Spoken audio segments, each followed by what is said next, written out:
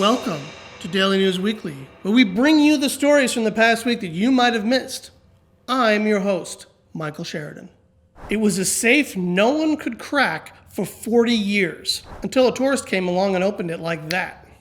Stephen Mills was visiting the Vermilion Heritage Museum in Alberta, Canada with his family when they were shown the safe. It was apparently donated to the museum in the 1990s, and they had made several attempts to open it with no luck. The last time it had been reportedly opened was in the 1970s. According to the BBC, the safe itself was from 1907 and had been used by a local hotel all that time. No one knew what was inside the safe, and the museum was really hoping that it would contain documents that would shed light on what life was like in the town in the 1900s. According to the report, the museum had hired safe crackers, had reached out to people who used to work at the hotel in hopes that they would know the combination, but no one was able to open the safe. Then came Mills, who took a guess at the combination and was right on his very first try. He apparently noted that the numbers on the dial ran from 0 to 60, so he guessed that maybe the combination was 20, 40, 60.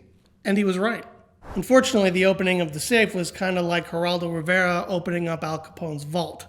There was really nothing there. You got nothing! Nothing! There was some old pay slips, some old receipts, and apparently an order pad of some sort. You got nothing! Really nothing of any value that would shed any light on the town, which is pretty unfortunate. They may be old, but that doesn't mean they don't like to get it on. According to New York City's health department, a good percentage of residents who are 65 and older are still very sexually active, and a lot of them don't even bother using protection. 37% of city residents 65 and older said they had oral, anal, or vaginal sex in the past year, an agency survey found. It also indicated that older men were twice as likely as older women to report being sexually active. Hey, they're guys. That doesn't change whether you're 25 or 85. You're still going to brag about having sex, whether you're actually having it or not. Now, of the 37%, 10% said they weren't bothering to use any protection. Now, normally I would think, well, why would that matter? You're old, the likelihood of having some sort of sexually transmitted disease is pretty low. You're not going to have to worry about getting anybody pregnant, I guess. But still, health officials say you should still use protection. However, the survey, which actually covered New Yorkers of all age groups, indicated that 72% of people who responded said they didn't use protection the last time they had sex. This has kind of led the health department to issue a statement kind of encouraging people that they should protect themselves. The health department encourages all sexually active New Yorkers of all ages to use condoms as often as possible. So remember, everybody, safe sex is the best kind of sex. So I wanted to thank everybody because people have really been commenting on the videos more and more as we've been doing more episodes. And last week we got a lot of interesting comments, so I wanted to just talk about one or two of them if I could. So one of the stories we talked about was a guy in California who put a big swastika in his front yard.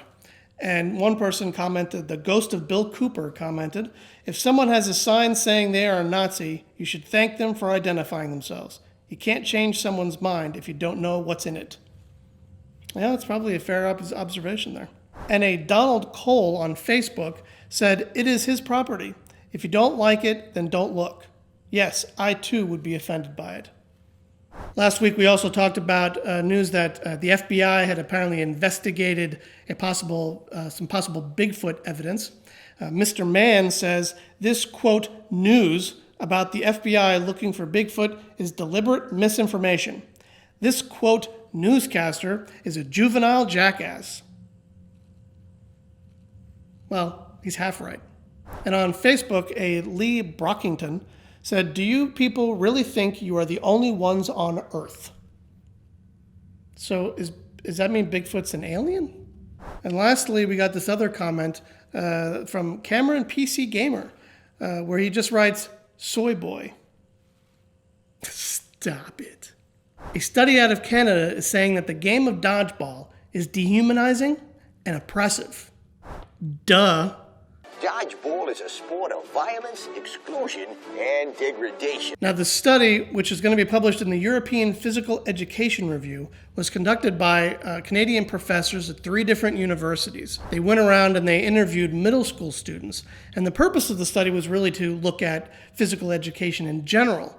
But as they interviewed different students, they kept kind of coming to they kept getting the same answers about dodgeball, that pretty much the kids hate it. Why? Because what happens when you play dodgeball? Everybody separates into teams, right? And then you get the bigger kids all get selected for one team, and the little kids all get put on another team. And then what happens? The big kids, they pummel the little kids. You know, they throw the ball really hard, all those jocks. And then they pelt you in the face and they knock your glasses off, right? And they go flying and your face is all red and you're crying and you're standing there in the middle of the floor, and they just keep hitting you anyway because you're just standing there and you're not moving. So why don't they just keep hitting you? Because you haven't left the floor, so they're just going to keep pelting you, and those rubber balls are bouncing all over the place. And meanwhile, you can't see a thing because your glasses are gone and you're trying to grab them so you can get off the floor. Whoa, you all right, man? You seem to kind of go off there a little bit. Sorry about that. I don't know what happened there. You all right? Yeah, that was some other kid. Yeah, that's it. Anyway, the researchers found essentially that dodgeball encourages aggressive behavior. Like how people would target that one exchange student and pelt him right in the face and laugh at it when he stands there with half his face red for the rest of the day because they hit him in the head so hard. I love you. Joni loves Chachi. Essentially being a negative impact on students and their mental health. Instead, what the study found is that physical education courses should focus on activities that help teach kids how to deal with their aggression in a healthy way, in a positive way, instead of a negative way. I'm pretty sure we did not need a study to tell us that dodgeball is not exactly a positive, nurturing activity in gym class. I have no doubt there are lots of people with horror stories about what happened to them playing dodgeball. But I'm also willing to bet there are a lot of people who are going to see this study or hear about it, and they're going to say, wow, dodgeball is a rite of passage. Every student, every kid should have to go through that experience because it builds character. I don't know if that's true or not. What do you think?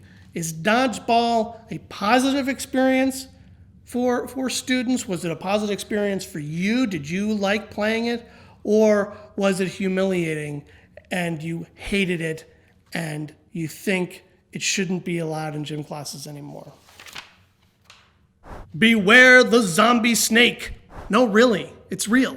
Officials with the North Carolina State Parks and Recreation are warning people about the Hognose Snake, a reptile which, like the possum, apparently plays dead as a way of protecting itself. Apparently this snake will flip onto its back, writhe around, and eventually lay still with its mouth open and its tongue sticking out, all as a way of protecting itself from predators. I also read that sometimes these snakes also defecate as a way to kind of make it look like they're dead. Now, unlike actual zombies, you don't have to worry about being bitten by a hognose snake. They generally don't bite, they're not venomous, and you won't become a zombie if one of them does bite you. All right, what the heck is going on in the Dominican Republic? In the past year, 6 tourists have apparently died while on vacation on the Caribbean island. Now, 2 of those who died were at the Hard Rock Hotel and Casino in Punta Cana, and the 4 others were at the Bahia Principe resorts. I'm pretty sure I butchered that. Dominican officials say that these are isolated incidents and the deaths are completely unrelated, and it's just coincidence that they seem to have happened in the past year. But clearly this is a horrible public relations nightmare for tourism there, so they've hired a crisis management public relations firm in order to help spin things in a positive way. Teams of experts and inspectors from around the world, including people from the Center for Disease Control, have gone down there to inspect and find out if they can find any reason that might be causing these deaths. In addition to the deaths, there are some tourists who have claimed that they have gotten sick after consuming beverages from the minibar at some of these hotels. There seem to be lots of conspiracy theories around these deaths, a lot of speculation. It probably is a coincidence that there are these deaths. I'm sure this kind of thing happens. It just does seem a little strange that in such a short period of time, the similarity in some of the deaths and the incidences, it's definitely weird. What do you think is going on down there? Close. All right, folks, that's the end of the episode. Thank you for watching, and if you enjoyed it, hit that like button down below. And don't forget, we have our Hugh Jackman petition. A link is down below. Please sign it. Please share it on Twitter, Facebook. If you can get it on Instagram, that's even better, because it seems like that's where Hugh Jackman spends a lot of his time. So let's try to get the word to Hugh Jackman. He's going to be in New York soon. We've got to see if we can get him to make an appearance on this show. That's it. Thanks for watching. I'm out of here.